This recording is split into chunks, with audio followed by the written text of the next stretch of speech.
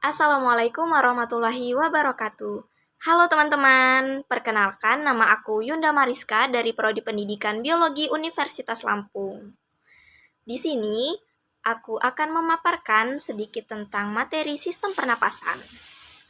Namun, sebelum kita belajar ke materi sistem pernapasan, ada baiknya kita terlebih dahulu membaca doa sebelum belajar.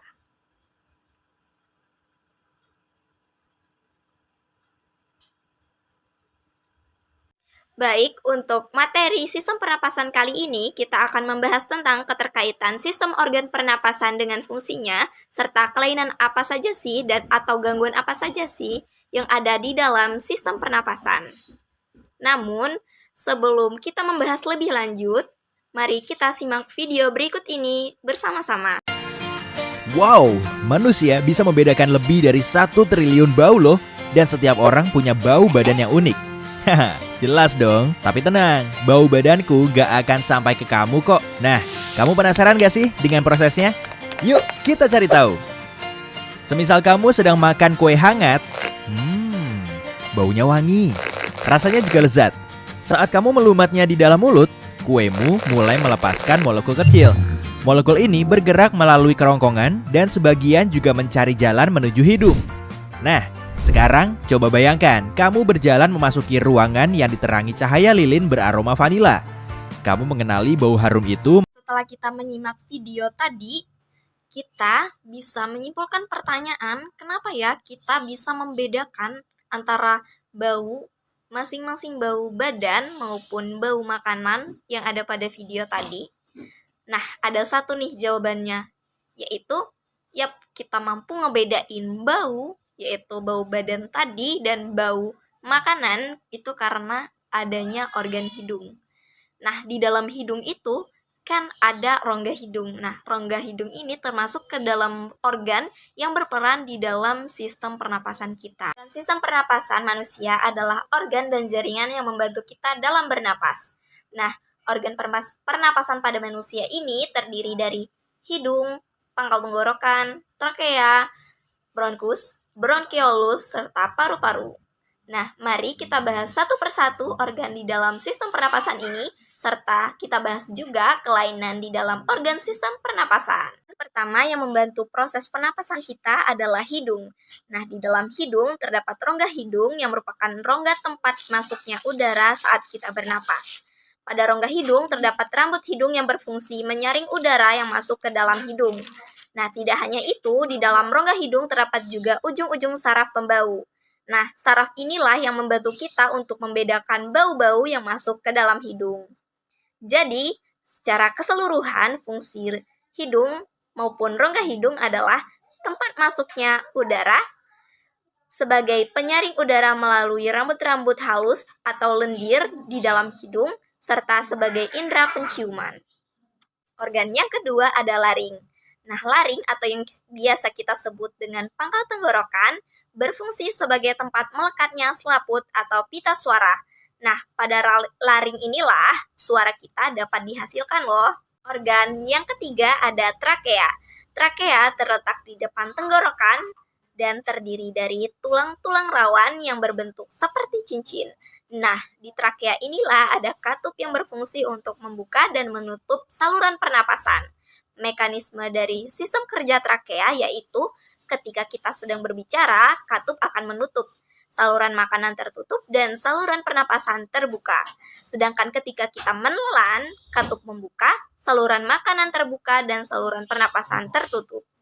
Organ sistem pernapasan manusia yang keempat ada bronkus. Bronkus merupakan cabang batang tenggorokan yang menyambungkan antara trakea dan paru-paru. Hampir mirip dengan trakea, bronkus ini tersusun atas tulang-tulang rawan yang berbentuk seperti cincin. Namun, bronkus terdiri dari 2 cabang yang di masing-masing cabangnya menyambung ke paru-paru kanan dan paru-paru kiri. Pernapasan yang kelima ada bronkiolus, atau yang biasa kita sering sebut anak cabang batang tenggorokan. Bronkiolus merupakan percabangan bronkus yang terdapat dalam paru-paru. Jumlah cabang pada bronkiolus sesuai dengan jumlah lobus atau gelambir yang ada pada paru-paru kita loh. Pembagiannya adalah di sebelah kanan paru-paru kita terdapat 3 lobus dan di sebelah kiri paru-paru kita terdapat 2 lobus. Sekarang ke organ terakhir yaitu paru-paru. Paru-paru terletak di dalam rongga dada dan terdiri dari 3 gelambir pada paru-paru kanan dan 2 gelambir pada paru-paru kiri. Di dalam paru-paru inilah akan terjadi pertukaran antara udara kotor yang mengandung karbon dioksida atau CO2 dengan udara bersih yang mengandung O2 atau oksigen. Pertukaran ini tepatnya terjadi di dalam gelembung paru-paru atau yang biasa kita sebut alveolus yang bersentuhan dengan bronkiolus. Nah, teman-teman, jadi secara garis besar dapat kita tarik kesimpulan bahwa proses sistem pernapasan pada manusia atau organ sistem pernapasan manusia ada 6, yaitu yang pertama hidung, laring, trakea, bronkus, bronkiolus, serta paru-paru. Kita akan membahas tentang beberapa penyakit dan kelainan pada sistem pernapasan manusia.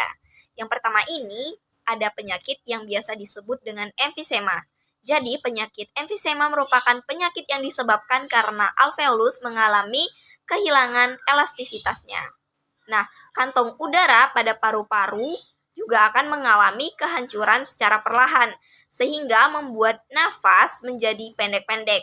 Nah, emfisema ini biasanya disebabkan oleh kebiasaan merokok, polusi udara, maupun polusi dari asap rokok.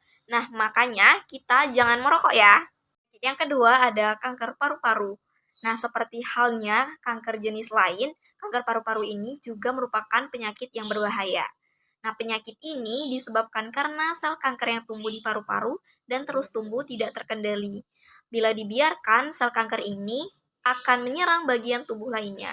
Kanker paru-paru ini juga dapat disebabkan oleh kebiasaan-kebiasaan buruk seperti merokok, menghirup asap kendaraan, minum minuman beralkohol, dan kebiasaan tidak sehat lainnya. Nah, jadi kita jangan merokok dan minum minuman yang beralkohol ya.